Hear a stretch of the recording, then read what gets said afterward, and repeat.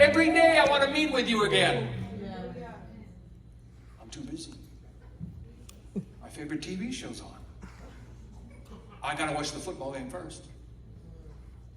Well, get up early. Well, you know, I get up in the middle of the night.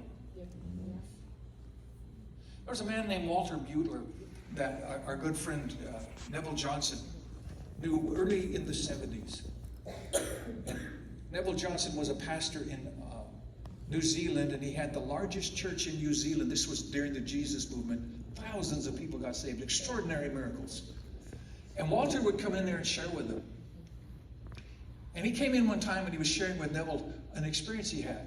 He said one day, now Walter was a Bible college professor, a pastor, and in the summers he'd take mission trips. Busy man.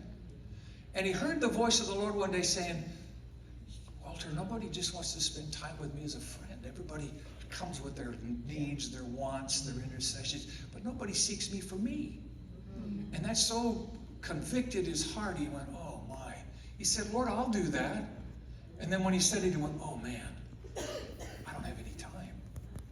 But you know what he did? He said, I'm not going to break my vow. He set his alarm. Now he'd go to bed about 8 or 9 at night. He set his alarm clock for 12:45. He's going to sit with the Lord from 1 to 2 in the morning every night.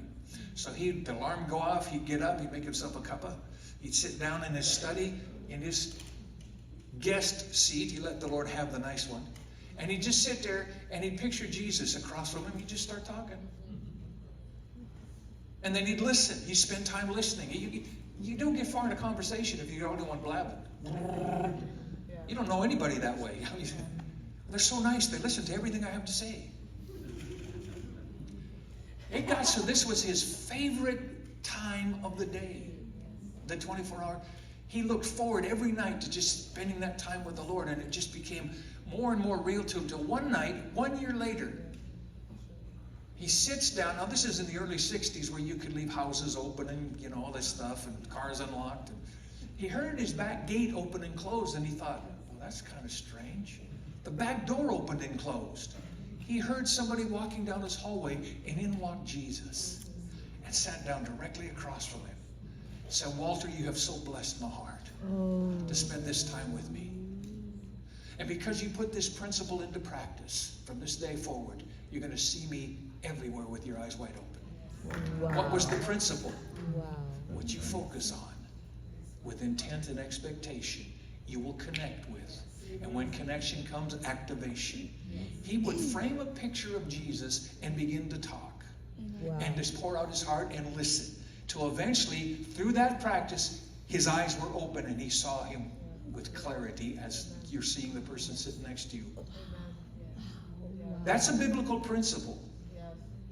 That works.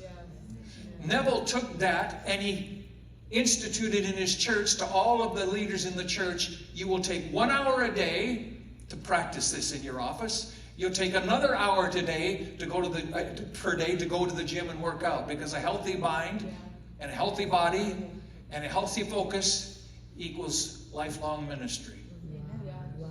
And his people that practice that, I asked him years later, I mean, obviously, did they practice that? He said, the ones I've talked to said yes, and they're always having encounters with God face to face.